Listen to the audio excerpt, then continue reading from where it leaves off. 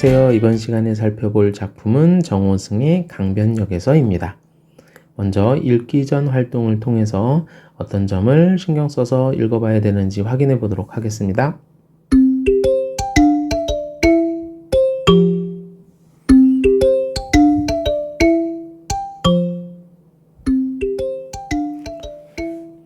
자, 시를 읽으면서 제목에 강변역이라고 나와 있는데 시적 화자는 강변역에서 왜 있을까라는 것을 생각해 보고요. 자, 그 다음에 시적 화자가 그대를 기다리는데 왜 그대를 기다릴까라고 하는 거 한번 생각해 보면서 작품을 읽어보기 바랍니다. 자, 강변역에서 잘 살펴봤죠? 그러면 내용을 살펴보도록 할게요. 자, 작품을 읽다 보면 너를 기다리다가 라고 하는 구절이 굉장히 많이 반복이 됩니다. 그만큼 너를 기다린다라고 하는 것 자체가 이 시의 주제라고 생각을 해도 될 거예요. 자, 그러면 우리 질문했던 것처럼 왜 기다릴까라는 걸 생각해 봐야 되는데, 우선 너를 기다리는 게 굉장히 많이 기다렸다라는 걸 알 수 있어요. 오늘 하루도 기다렸다라는 것처럼 얘기하는 거 보니까 이 기다림이 반복되고 있구나라는 것을 우리가 알 수 있고, 자, 오늘 하루도 마지막 날처럼 지나갔다라고 얘기하고, 자, 오늘 하루도 마지막 날처럼 지나갔는데 이 마지막 날은 그쵸, 님과 헤어진 날처럼 지나갔다. 그러면 이 헤어진 날은 굉장히 슬픈 날이겠죠. 힘들게 지나갔다라고 얘기를 하는데 어떤 감정이 복받쳐 오르거나 폭발하고 있지는 않아요. 굉장히 담담한 말투로 이렇게 얘기를 하고 있습니다. 또 너를 기다리다가 사랑도 인생이라는 것을 깨닫지 못했다라고 합니다. 자, 여기에서 사랑도 인생이라는 것은 사랑도 인생처럼 계획대로 되지 않는다는 것, 또 그 다음에 사랑도 시간이 흐르면 다 있는 것이다 라는 것인데 그런 것들을 아직도 깨닫지 못했다. 어쩌면 이걸 깨닫지 못했기 때문에 시적 화자는 강변역에서 너를 기다리고 있다 라고 볼 수도 있어요.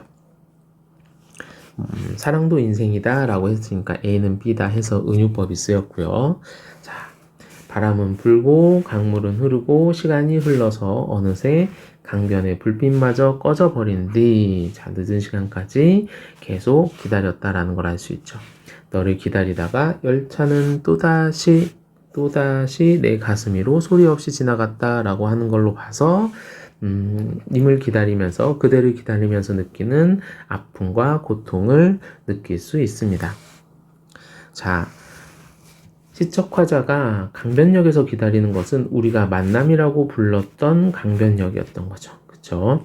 화자와 너의 사랑의 추억이 깃든 장소이기 때문에 여기에서 시적 화자는 너를 기다리고 있는 것 같고요. 자, 그 다음에 이렇게 구체적 지명을 사용하면 사실성이 조금 높아지죠. 그죠? 강변역, 그냥 역이라고 하는 것보단 강변역이라고 얘기하면서 사실성이 높아집니다. 즉, 있을 법한 이야기가 되는 거죠. 내가 아직도 너를 기다리고 있는 것은 나의 운명보다 언제나 너의 운명을 더 슬퍼했기 때문이다 라고 하면서 너에 대한 사랑과 너에 대한 연민이 느껴지는 부분입니다.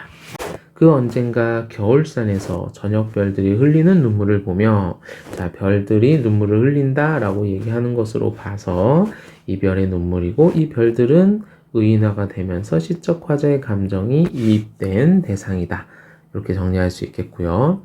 우리가 사랑이라고 불렀던 바람 부는 강변역에서, 자, 이 강변역에서 만났는데 이 강변역에서 이별도 한 것 같아요. 그쵸? 그래서 만남과 이별이 교차하는 공간이다. 이렇게 정리할 수 있고, 시적 화자는 그럼에도 불구하고 여기서 이별은 했지만 나는 다시 만날 것을 생각하면서 나는 오늘도 우리가 물결처럼 물이 자연스럽게 섞이는 것처럼 다시 만나야 할 날들을 생각했다 라고 얘기하면서, 그렇죠, 다시 사랑을 할 것이다 라는 것을 소망하고 있는 작품입니다.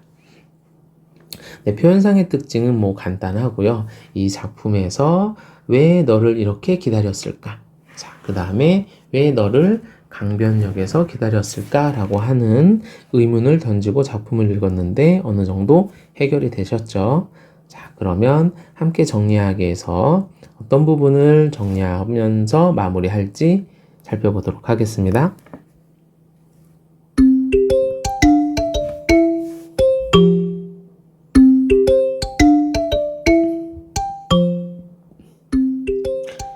자, 함께 정리해보는 시간입니다. 자, 이 강변역에서는 너를 기다리다가 라고 하는 식구가 굉장히 많이 반복이 되었죠. 여기서 너를 기다리다가 라고 하는 것이 즉 이 시의 중심 주제와도 연결이 되기 때문인데 이러한 동일한 식구를 반복해서 화자가 가지고 있는 너에 대한 그리움과 슬픈 정서를 아주 효과적으로 드러내주고 있습니다. 자, 이 작품은 사랑했던 사람과 이별했죠.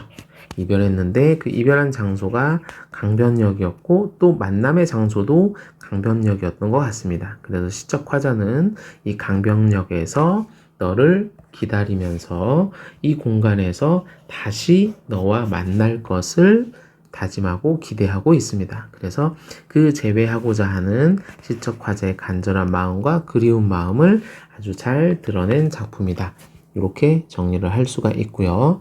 이 작품은 한마디로 봤을 때 재회를 위한 기다림이 아닐까라고 선생님이 정리를 한번 해봤습니다. 님과는 이별했지만 어쩔 수 없이 이별한 것 같고요. 그 이별 속에서 시적 화자는 다시 너를 만나기 위해서 강변역에서 계속 끊임없이 너를 기다리고 있다. 그 다음에 다시 만날 것을 생각하고 있다. 라고 이 시에서는 얘기하고 있습니다. 누군가를 위한 기다림, 굉장히 슬프지만 또 어떻게 보면 그 사람 입장에서는 아주 간절한 태도가 될 수 있겠죠. 자, 우리 정호승의 강변역에서 이렇게 마무리하도록 하겠습니다.